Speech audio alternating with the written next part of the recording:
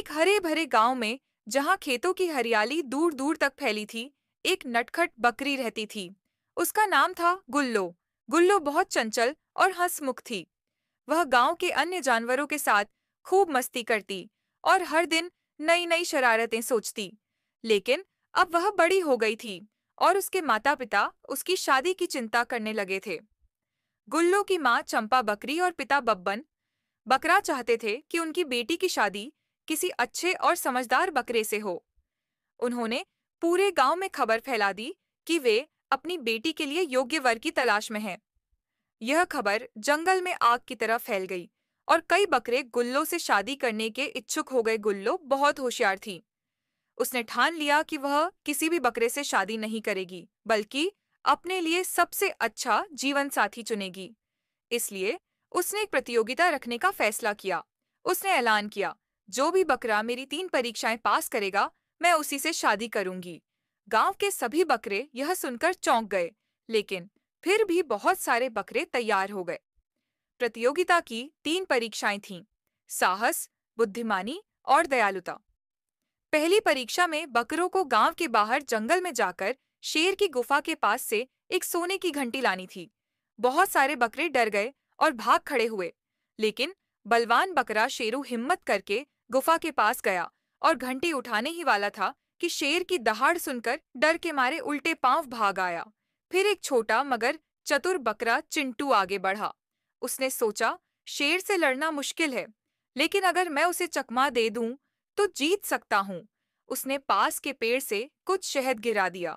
शेर वहां आई मधुमक्खियों से बचने के लिए भाग खड़ा हुआ और चिंटू ने आराम से घंटी उठा ली। गुल्लो मुस्कुराई। बहुत अच्छा, पहली परीक्षा पास। अब बकरों को एक कठिन पहेली हल करनी थी। गुल्लो ने पूछा, ऐसी कौन सी चीज है जो जितनी ज्यादा बांटी जाए उतनी ही बढ़ती जाती है? शेरू ने कहा, घास। टिल्लू ने कहा, दूध। लेकिन गुल्लो ने सिर हिला दिया। जवाब गलत थे। फिर चिंटू ने मुस्कुराकर जवाब दिया, खुशी। अगर हम खुशी बांटते हैं तो वह बढ़ती जाती है। गुल्लो बहुत प्रभावित हुई और बोली, बिल्कुल सही, तुमने दूसरी परीक्षा भी पास कर ली। अब आखिरी परीक्षा थी, जिसमें यह देखना था कि कौन सबसे ज्यादा दयालु है। गुल्लो ने गांव के बाहर एक बीमार कुत्ते को छिपा दिया और बकरों से कहा, अगर कोई इस बेचारे की मदद करेगा, वही मेरी तीसरी परीक्षा पास करेगा। शेरू और दूसरे बकरे सिर्फ अपनी ताकत दिखाने में लगे थे।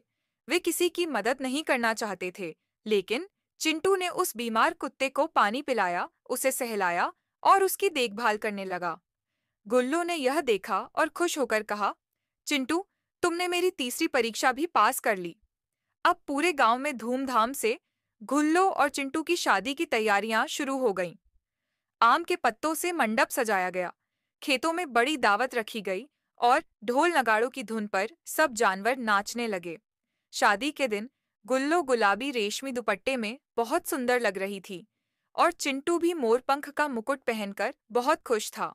जब दोनों ने एक दूसरे के गले में फूलों की माला डाली तो पूरा गांव तालियों से गूंज उठा। गुल्लो और चिंटू एक दूसरे की समझदारी, साहस और दयालुता से बहुत खुश थे। वे दोनों मिलकर गांव में प्रेम और खुशियों का संदेश फैलाने लगे। उनकी शादी सिर्फ एक शादी नहीं, बल्कि एक सीख थी कि सच्चा साथी वही होता है जो न सिर्फ बुद्धिमान और साहसी हो, बल्कि दयालु भी हो। गांव के जानवरों ने उनके प्रेम और समझदारी की मिसाल दी और बकरी की यह अनोखी शादी हमेशा यादगार बनी रही।